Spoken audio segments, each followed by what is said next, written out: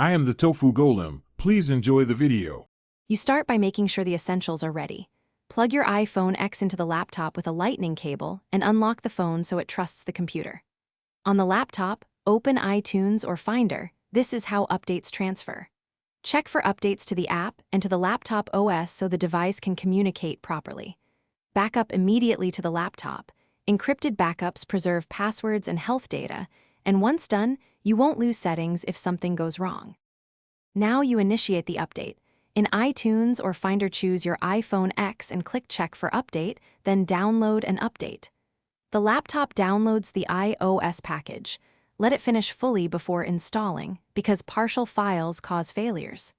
When installation starts, the phone may reboot and show progress bars. This is normal.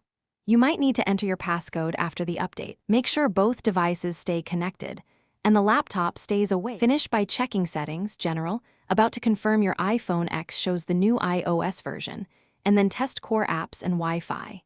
If something's missing, restore the encrypted backup from the laptop to recover passwords and health records. If the update fails, don't panic.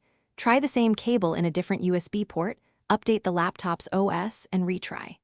As a last resort, use recovery or DFU mode in iTunes or Finder to reinstall iOS. That usually resolves corrupted installs.